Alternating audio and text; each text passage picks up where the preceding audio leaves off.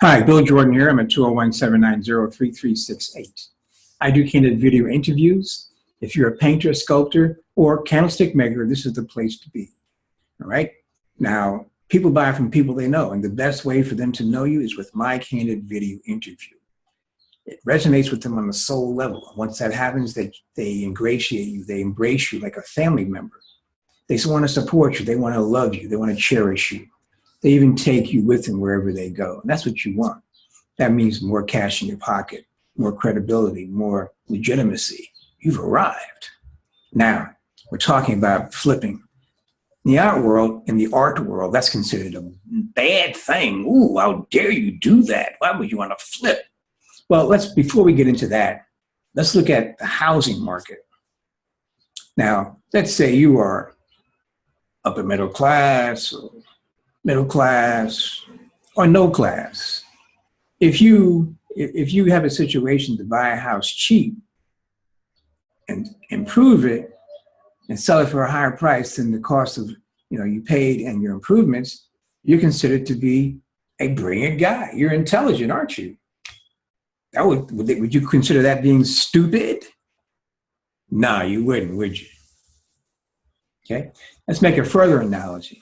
Let's say you buy a house, a property.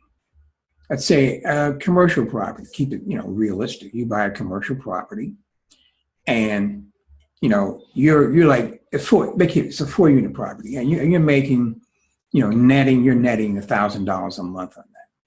So 12 months, that's $12,000. And you amortize, multiply over 12 years, blah, blah, blah, blah. And you got to hold it for the long term because that's how you're going to think you're going to make your money, right? Now, on the other hand, right, you buy one house and you flip it, and you make, on that flip, you make $2,000.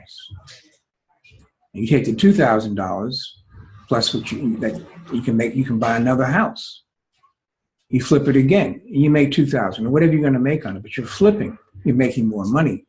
Whereas usually the big properties, the huge big properties, that's what it is. That was my analogy for. Not the 4-unit, let's say a 40 or 50 or 60-unit one. They don't move that fast because they're big, they're whales. But the little guys can move fast. It's called guerrilla marketing.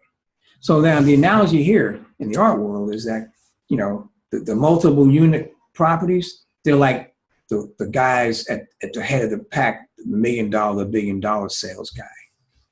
That's what they are, okay?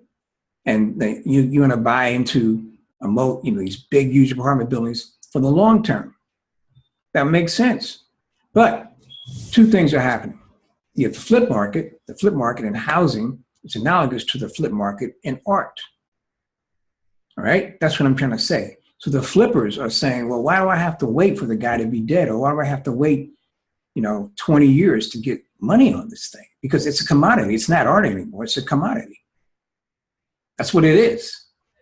You see, and we get confused. We start thinking about some type of aesthetic value and this and that. And here's one of my favorite things I don't get is that, well, the artist's career will suffer. Well, he's just a worker. Since when has the capitalist be concerned about the worker? He's going to take the worker and have him work and make stuff so he can sell, right? Isn't that the way it works? What's wrong with that? If the guy wants to paint, his stuff,